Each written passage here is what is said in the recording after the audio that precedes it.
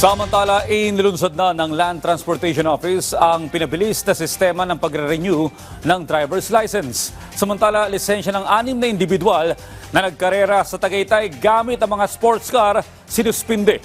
Yan ang ulat ni Bernard Ferrer. Mula Cavite, nagtungo pa si Ramil sa tanggapan ng Land Transportation Office sa Quezon City upang ipa-renew ang kanyang driver's license. Anya, kung may mas mabilisan ng proseso, hindi niya na kailangang bumiyahe ng malayo at gumastos ng malaki, hindi lang sa pamasahe, kundi pati na rin sa oras. Hindi na ako magbibihis, di wala nang pamasahe. 200 back and forth. So laking tipid kung nakapag-online? Opo. Next time po, pagka baka paturo na lang magpa-online.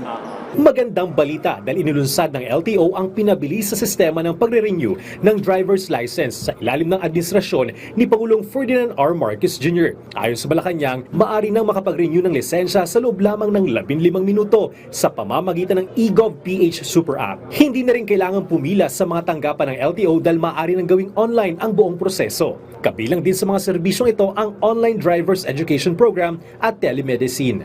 Patunay lamang ang programang ito na sa ilalim ng Marcos administration, hindi imposible ang pagbibigay ng mas mabilis at mas magaan na serbisyo para sa bawat Pilipino sa ilalim ng bagong Pilipinas. Maaari ring ipa-deliver ang lisensya sa loob ng 3 araw o kunin ito agad kung personal na magtutungo. Tiniyak ng Department of Transportation na protektado ang personal na impormasyon ng mga motorista sa pamamagitan ng AI feature para sa karagdagang online security. Walang dagdag na bayad sa paggamit ng eGov.ph app para sa nasabing serbisyo. Dinirekta ko ang LTO na sabihan lahat ng mga provider na wala dapat dagdag na bayad. May mensahe naman ang kalihim sa mga fixer. Maghanap na kayo ng ibang pagkakakitaan. Huwag nyo nang pagkakitaan yung mga kababayan natin. At huwag nyo nang abusuhin yung mga kababayan natin.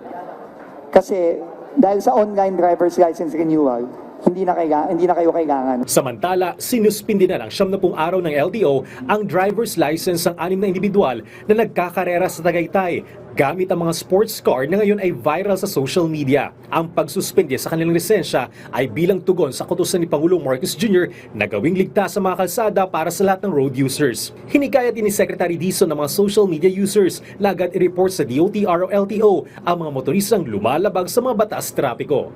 Bernard Ferrer para sa Pambansang TV sa Bagong Pilipinas.